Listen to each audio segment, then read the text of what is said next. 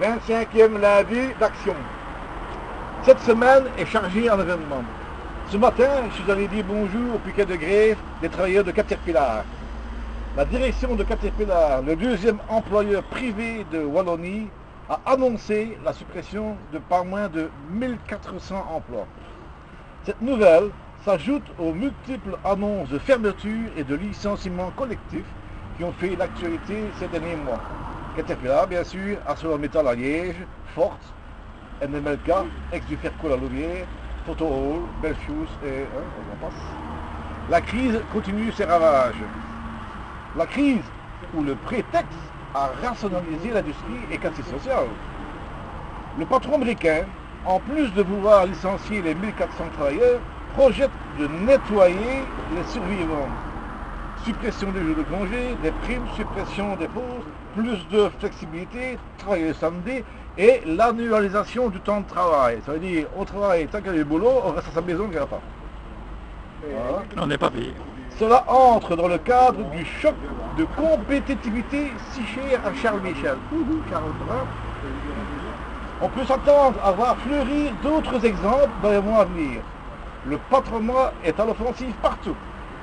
Dans le vent en poupe, la peur des travailleurs face à la crise et le soutien indéfectible des effets de manche,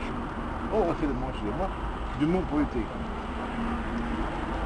Il faut savoir que Étienne de Calatay, qui est le responsable économique de la Banque de Grove, a dit c'est l'occasion, il faut y aller pour installer des mesures structurelles.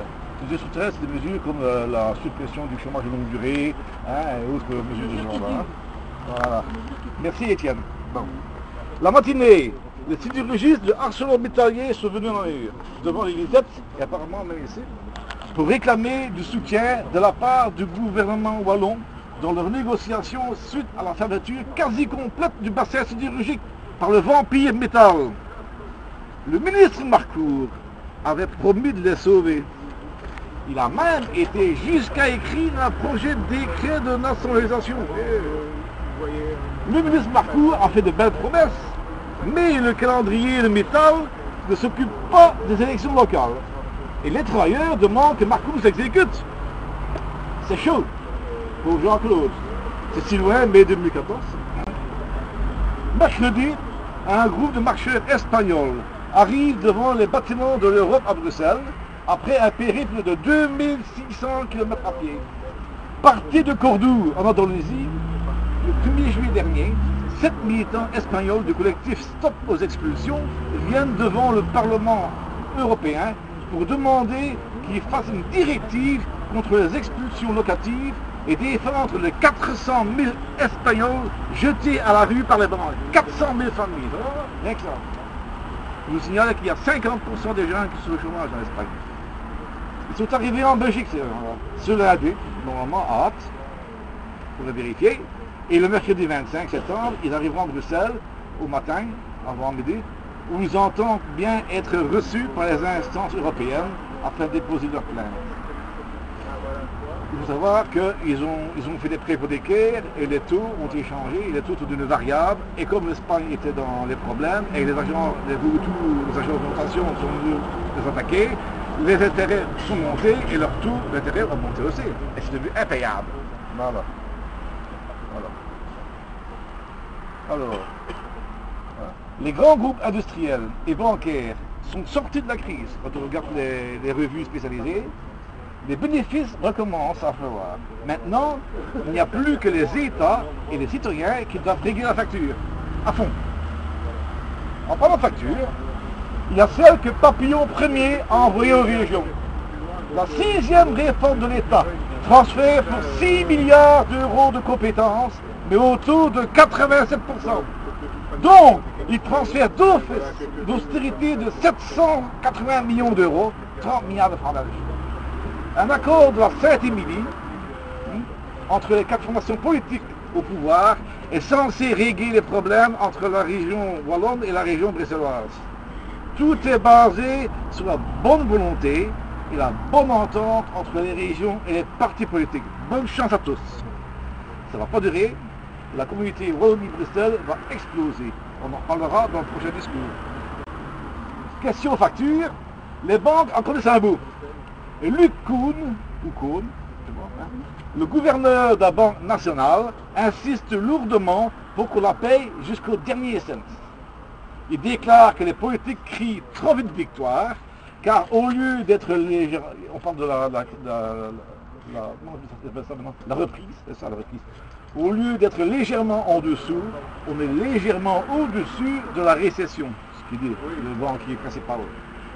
On ne peut pas vraiment dire que l'économie a redécollé. Ça alors, pour moi, il lit les discours de la Fédération de résistance, hein, parce que c'est pas la première fois qu'on le dit. Nous ne sommes pas le premier banquier de Belgique, mais hein, on le dit. Hein. Alors, Luc, est-il au gouvernement de ne pas faire preuve de complaisance? Ah, attention. Ah, et alors? On va enfin s'attaquer aux financiers et aux fraudeurs. Non, non. Allez, de leur bord. C'est de nous qui parlons. Il faut encore nous soigner plus, nous saigner plus, serrer, serrer, serrer, jusqu'à la dernière goutte de sang. Le banquetaire précise que ce qui est en jeu ici, ce sont les réformes structurelles sur la fiscalité, les pensions, la fonction publique. Donc vous avez compris ce qu'attend. Hein.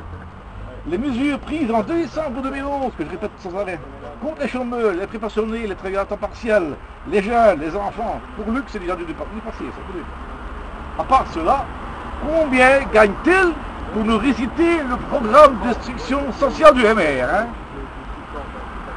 Un autre conseiller du gouvernement vient en appui de Luc. Étienne de Caractère, je vais vous expliquer maintenant, qui conseille aux papillonneurs de tirer parti du moment d'urgence créé par les difficultés conjoncturelles pour imposer les réformes structurelles pour relancer l'économie.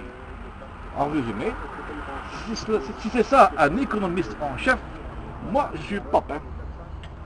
Conseiller de réduire la demande solvable pour relancer l'économie est une hérésie économique. Empêcher les citoyens d'acheter des biens de consommation ne va pas améliorer les ventes et encore moins redresser le marché. Un vendeur de Palao Kabouli, sa couscous, dans la ville de Kunduz, en Afghanistan, il vous le dirait. Étienne conseille aussi aux politiques de ne pas prendre de mesures désagréables maintenant, mais de faire des déclarations plutôt vagues sur les grands axes de leurs actions après 2014. Je crois que Elliot écoute bien. Personnellement, je conseillerais aux électeurs de licencier les conseillers du gouvernement qui sont franchement très mauvais. Relancer l'économie, bien sûr, mais pas n'importe comment. Hein. Pour ce faire, il suffit de supprimer les mesures d'austérité, restaurer le pouvoir d'achat, programmer de grands travaux d'utilité publique et la machine redémarre. T'as compris, Étienne? Tu fais la leçon, c'est gratuit. Il y en a qui ont drôle d'idée. S'endetter à mort ou acheter des bricoles inutiles, c'est le pas d'abomination. Lorsqu'on est surendetté, on fait gaffe. J'explique. Nous sommes dans une crise économique comme jamais vue de notre vivant. Et l'on parle de dépenser des milliards d'euros pour renouveler un armement inadapté à la défense de notre territoire. Les USA n'arrivent plus à fourguer leurs engins morts et font pression maximale sur la Belgique où ils ont un soutien de poids, le sinistre va-t-en-guerre, ministre de la Défense Peter de Crème, qui vise la place de secrétaire général de l'OTAN. Attention. Il faut savoir que le Canada, l'Australie, l'Italie et les Pays-Bas rouspètent, car les prix de départ ont largement doublé. De 36 millions d'euros, ils sont passés à 85 millions d'euros pièce. Il nous reste encore 60 FCS en stock. Ça nous fait donc 5 milliards d'achats au minimum. Plus le coût d'entretien qui sera équivalent, hein, ça va durer. Hein. Donc la Belgique va signer un contrat de 10 milliards d'euros pour des appareils qui seront inutiles parce qu'on ne voit pas, enfin on ne voit pas la Belgique engagée à un combat aérien contre la Russie ou les USA. En plus c'est un combat perdu. Parce qu'ils ont de meilleurs matériels que d'autres. Hein. Quand même. Hein? Ben oui. Al-Qaïda, lui, il n'a que des ULM d'occasion, hein, donc c'est pas lui qui achète ça. Ça fait déjà cher payé pour la place de Peter à l'OTAN. Hein. On sacrifie les chômeurs, les jeunes, les enfants au nom de l'austérité. Et on se permet de claquer des fortunes pour un matériel inadapté, de mauvaise qualité, pour alimenter les caisses du complexe militaro-industriel des USA, qui est en grand déficit. Le gouvernement envoie nos soldats assister les barbus fous de Dieu avec des appareils massacreurs de civils qui nous coûtent 20 000 € de l'heure de vol pour faire de réelles économies et promouvoir réellement la paix. Tout en restaurant son image de marque, la Belgique doit annuler ses contrats et sortir de l'OTAN. Non à la guerre, pour une armée de défense, pour une armée au service de la population, sortons de l'OTAN, la paix, oui nous pouvons. Yes, we can.